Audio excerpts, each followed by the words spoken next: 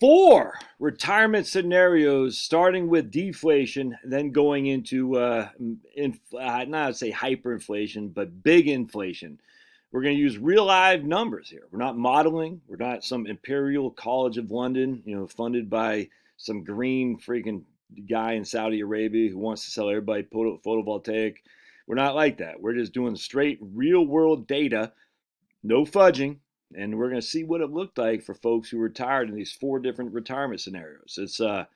It's interesting because a guy posted that he thinks we're going right into hyperinflation. Another guy posted, he said, I think we're going to go to deflation, then hyperinflation. And I said, that I could see that more than I could. We're definitely not going to hyperinflation right now. But I could see us going to a period of deflation, say 3 to 4 years or so, if not longer, followed by a period of pretty significant inflation spikes. So I want to see what it looks like because we have evidence to look at this in our own recent history. So let's dive into this. I think you'll find this of interest. And of course, like the thing here and subscribe. Let's do that. There we go. So hit thumbs up if you would.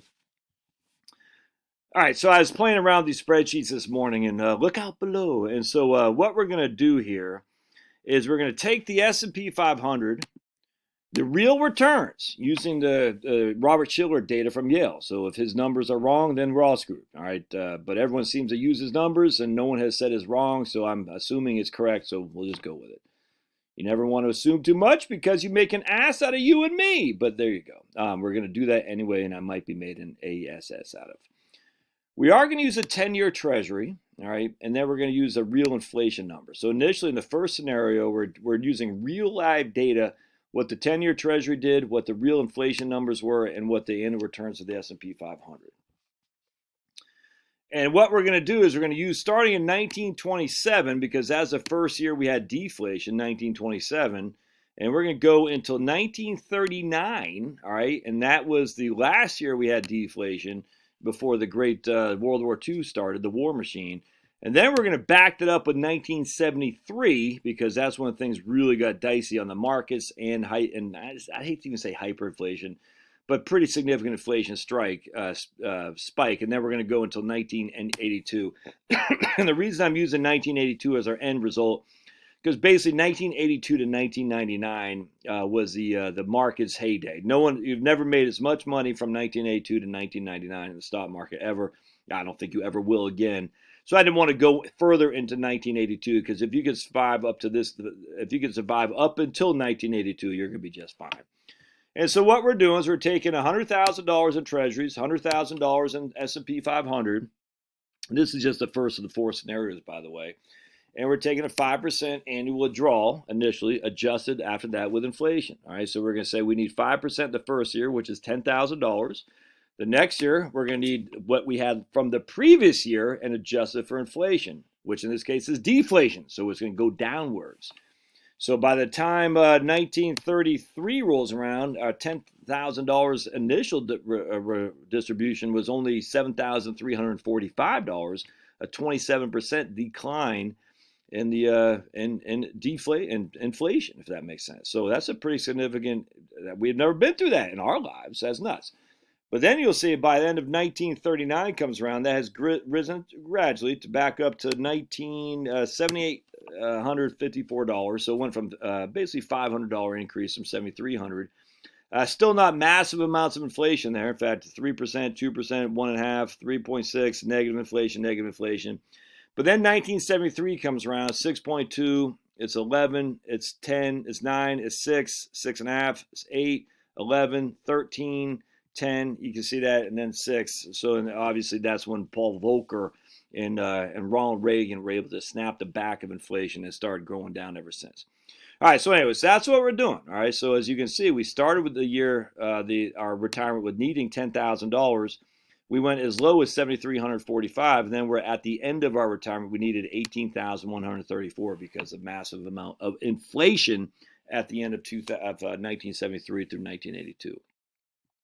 Thankfully, our first couple of years, the markets did well. So we take $100,000 in stocks, $100,000 in bonds, and whatever did better in terms of if the market was down, we took it from bonds.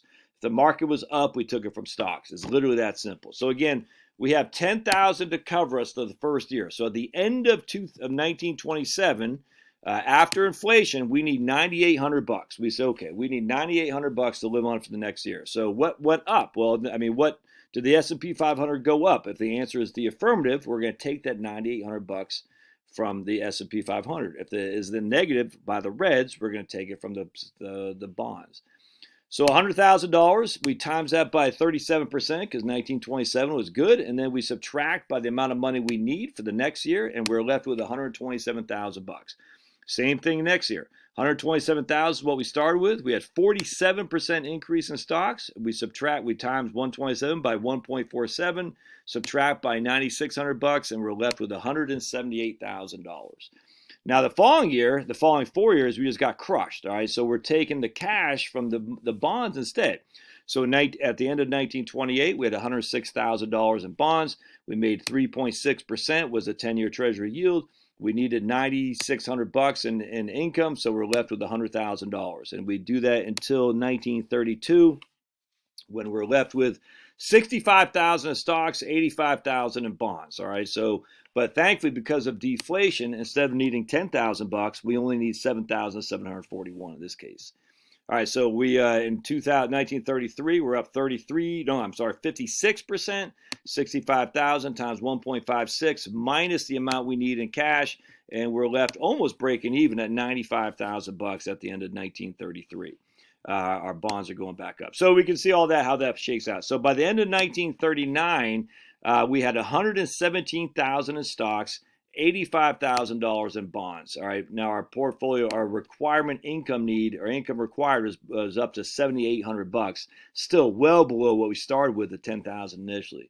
But we're basically broke even. So we have $200,000 total, and we need a whole heck of a lot less than what we needed to start the 1927, that whole depression every time. So we need 22% less, even though we have we have the exact same amount we started. So for us, we're actually up 22% because that's deflation. The amount we need is dropped by 22%.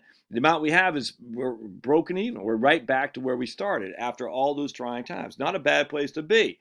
But now we're going to backstop from 1973 going into 1982. I shared with you why we ended in 1982. Let me share with you why we're not starting in 1966, which is kind of what the commonplace era is in terms of the inflationary economy of Nixon's insanity in the Vietnam War. Because in 1966, the market was down 10, but then it was up 24, up 11, down 8, up 3, up 14, up 19. So we had a lot of positive years there, and inflation really wasn't that bad. If we go to 1966, 2.8, 3, 4, 5, 5, 4, 3, and then so I want to use the worst case scenarios, and the worst case scenarios is to start in 1973 when the market got crushed and inflation was at 6.2 and 11.04. So I don't want to cherry pick this. There's no reason for me to cherry pick this. So in 1973, we lost 15% of our money, so our portfolio fell to $99,000. But now we were getting a much better yield on our bonds. In this case, we got 6.4% on our bonds. So we took that $8,300 that we needed. We went from $7,854 to $8,300 as our income need, 6.22% increase in inflation. So we took the money from our bonds. We got 6.46 in yield, but we needed 6.22% in income.